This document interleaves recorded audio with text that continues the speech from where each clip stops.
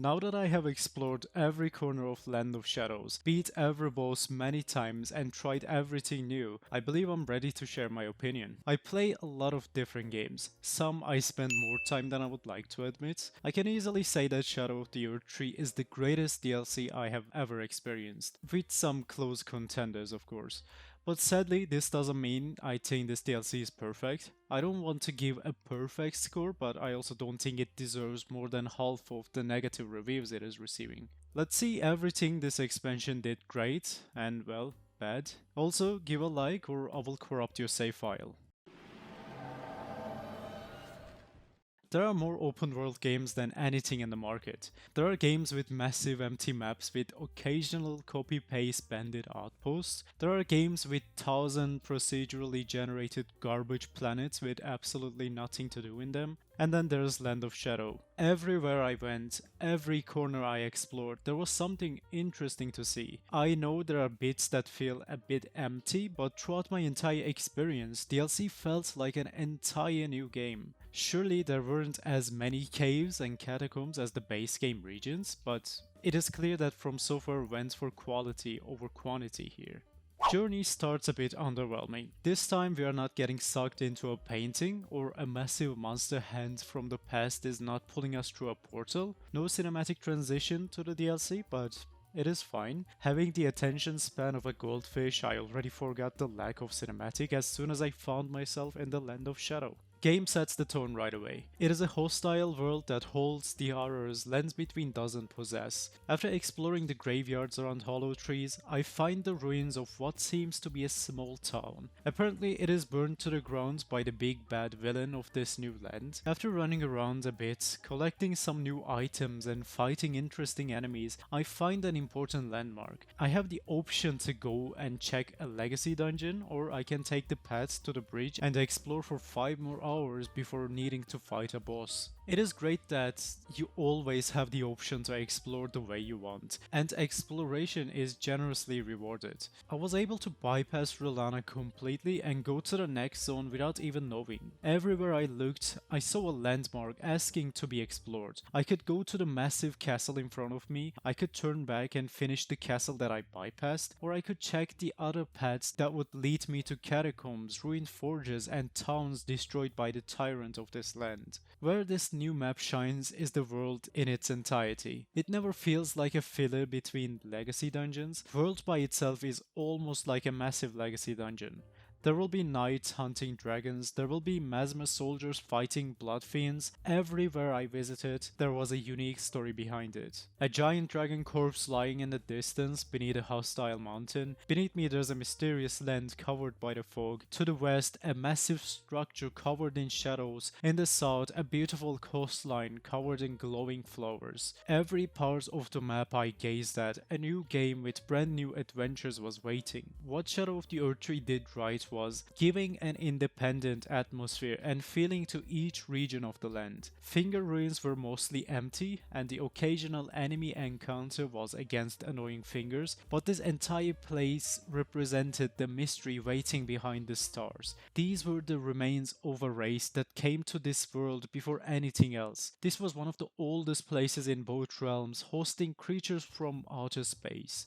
And then there's Abyssal Woods. By itself, it is not as crowded as most of the other regions, but it was a unique experience from start to finish. Torrent was too afraid to answer the call, so for the first time ever I was forced to explore a massive region on foot. Giant trees covering the sky, a distant fog that expands through entire region, a quiet forest with little to no life in it. It was obvious that something brought ruin to this entire region. Silent watchers killing anything that hasn't gone mad yet. In this region I wasn't the legendary warrior who slain the strongest demigods of both realms. I was a helpless tarnished who had to hide for his survival. The sense of our Abyssal Woods gave, rage and anger within the jagged peak, cosmic mystery of finger ruins, pain and sorrow of the graveside plains, and empty abandoned feeling of Shadow Altus. Each region suffered from a different tragedy, and the magical part is, without an NPC narrating in the background, without descriptions, just a walk around these regions by itself shows you the history of Lands of Shadows. A single map, a minor world hidden from lands between, by itself shows more soul and detail than most of the games out there. Shadow of the Erdtree got review bombed quite hard on different platforms due to the difficulty. Personally, I find the difficulty mostly fun and fair with some minor problems, but I can definitely understand where the frustration comes from. When Dark Souls DLCs came out, Artorias of the Abyss, Ringed City, Crown of the Old Ivory King, pretty much every single DLC was much harder than the base game, but they were never review bombed for the difficulty like Elden Ring. Here is the issue with Elden Ring. It is the most casual friendly Souls game From Software has ever made. There are so many ways to blast through the base game. I watched some of my friends with their over-leveled characters just trading hits with bosses in heavy armor, and it was working for them most of the time. Elden Ring is an easy game and you don't need to learn every single frame of bosses to beat them. Naturally, it introduced so many new casual players, and the game was designed in such a great way to both offer difficulty for players who want to challenge themselves, and the game gave so many mechanics to help new players enjoy and beat the game. Review bombing happens because the most casual From Software game somehow got the most hardcore DLC, and naturally it was a huge reality check for many casual players who have never seen the traditional From Software difficulty. Difficulty sliders of From Software come in the shape of game items and mechanics. In Dark Souls 1 you can simply go under a particular bridge, shoot the tail of Hellkite Drake for like a minute or two, and get the strongest early game weapon you can find. You will one hit kill every regular enemy for a good chunk of the early game, and you will do absurd amount of damage to early game bosses. It is the easy mode of Dark Souls 1 that comes in the shape of a weapon.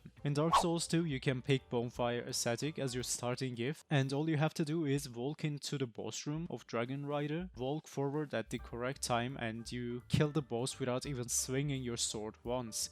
You kill the Dragon Rider twice, and within 10 minutes of character creation, you are already level 40. Dark Souls 3 will throw Titanite shards on you anytime you take a step. Kill the enemies that drop these shards, put all the points on Vigor, upgrade your weapon as much as you can with all the shards you have collected, and you are already too tanky for the first boss and you deal quite a lot of damage. You see, each game comes with a way to get you overpowered in the early game, but there's an imperfection in this system. What if you don't like the items that are meant to make you powerful in the early game? What if you don't like Drake's Sword or Blasphemous Blade? Well, this is where the difficulty system from Sekiro comes in. And this is the system Shadow of the Erdtree is actively using. As you beat main and mini bosses in Sekiro, you get the option to increase your max health and raw damage. Elden Ring uses the system with the Shadow Tree fragments, or Scatter Tree fragments? I don't know. While it is not perfect, it still works better than previous DLC difficulties. There is one minor problem with it. Sekiro is a linear game, so even if you collect every single available upgrade, you will always fight on the intended power scale, but being open world, Shadow of the Erdtree leaves more room for a mistake with Shadow Tree fragments. It is so easy to become overpowered that if you skip an early game area, then come back couple hours later, there's a chance you will blast through the entire dungeon because of the extra power-ups you collected. I mainly talked about damage and health points of the bosses and players, and I know there's so much more to difficulty than just numbers, but I will leave some of it to the later part of the video where I will talk about the bosses in particular. When it comes to DLC bosses, From Software never fails, but this time they got pretty close. Generally, I love most of the DLC bosses, but they come with issues. You can check out my Shadow of the Erdtree boss ranking after this one, but for now, let's see what bosses did great and bad. Starting with the good, despite being overly aggressive, they are fair. Almost each major boss comes with a unique fight, and it is clear that From Software did so many experiments for their next game. Midra is a great example, easily one of the best fights in Shadow of the Erdtree, who I ranked too low for some reason on my other video. That choice will forever haunt me for not placing him in the top 3, but damage is done, so let's move on. Midra has everything. great background that is told by the environment before the fight, easy to read, fun to avoid attacks that come with a variety of different timings, and an absolute banger soundtrack that uses samples from Frenzied Merchant songs. Then there is Rolana, an amazing boss with almost unending attack chains that are meant to be outspaced rather than dodged, three-faced Shadow Tree avatar that is an entire mystery throughout the fight, and then we have Mesmer, From Software's most dynamic fight yet, a single boss with more animations than an entire Ubisoft game. Grab attacks, delayed attacks, quick attacks, gap closers, range attacks, shape-shifting. Mesmer is the peak boss design that can be rarely matched by only handful of bosses. Each boss comes with a unique setting, background, moveset, and a different tone of soundtrack. On top of the great variety, many major boss fights also shine with their fair encounters. Well, mostly. Not every single boss is perfectly fair in every single instance, so let's talk about the bad design choices of some of the boss fights. I see Shadow of the Erdtree bosses as a prototype for From Software's next Souls game. Promise Consort Radahn especially feels like a test rather than a boss for me. In the expansion, apart from Midra, Mesmer, and some others, most of the boss fights go pretty much the same. Boss will have an absurdly extended combo that may end at one point or may not. This is an issue in more than many ways. Promise Consort Radahn in his second phase will turn the fight into a total chaos. His 4-5 hit combos will also have follow-up explosions. You will have to dodge continuously so that you can land one or in some rare cases 2 light attacks. I don't have a problem with this when it comes to difficulty. It is perfectly fine. In the end you just dodge and then attack. It is a glorified turn-based combat to an extent. Problem is how this new model kills the flow of the fight. If you need to dodge attacks for 10 seconds straight for a chance to land an attack, as soon as you make a mistake you lose your opportunity, which means you need to dodge for another 10 seconds to heal up, and then you need to dodge for another 10 seconds to get a chance to attack again. At times you will spend half a minute with nothing but running and dodging. Surely faster bosses can make a more intense fight, but this is not Devil May Cry. If a boss is faster and has longer combos, that just means you will spend more time waiting for your turn. Sekiro boss fights were peak because you were constantly in action, but in Shadow of the Erdtree this is not the case. I need to watch Radahn slowly swing and complete his multi-hit combo before it is my turn to have fun. When we look at the most iconic From Software fights, there's an entirely different boss structure. For me, Gale and Ishin are the greatest From Software bosses, with Mesmer recently joining the top 3.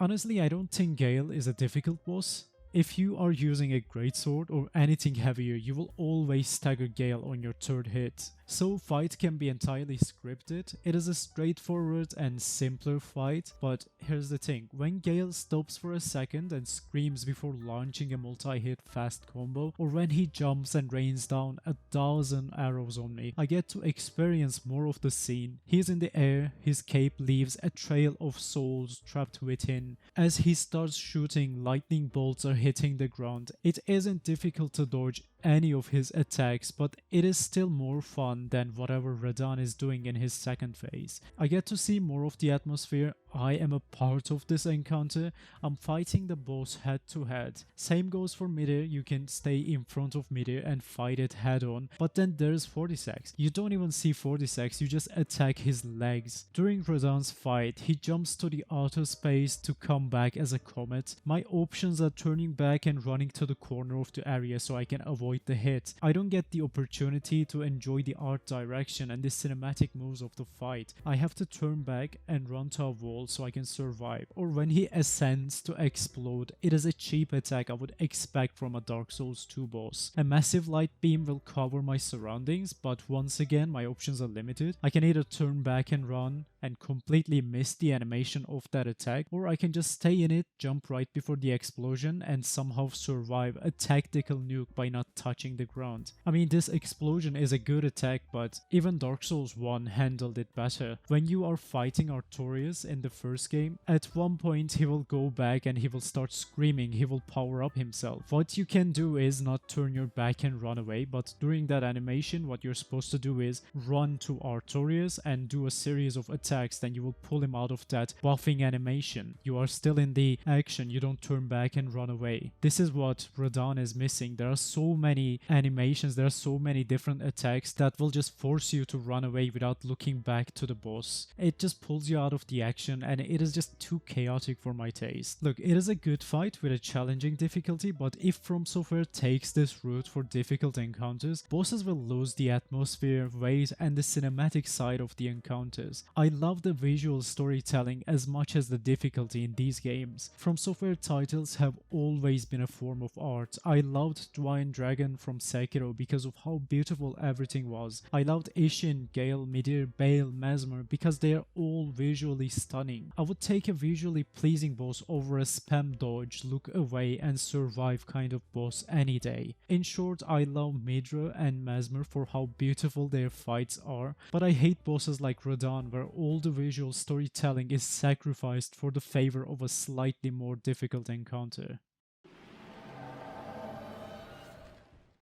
I don't like the story of Shadow of the Erdtree. Consider it a blasphemy, but when I finished the DLC for the first time, my reaction was, wait, is this it? Barely anything happened. DLC concludes itself with an underwhelming plot and boss fight. I will talk about the ending and how I would change it in a long separate video, but in this state, it just left me hoping for more. Imagine you are playing Dark Souls 3. You beat the tutorial boss Gundyr and then you play 100 more hours until you reach to the end of the world. And as the last boss you encounter the promised Lord of Cinder Gundyr. Would that make sense? Absolutely. Dude disappears without a trace before he could link the fire, and you could just find him trapped at the end of the time. It could totally work.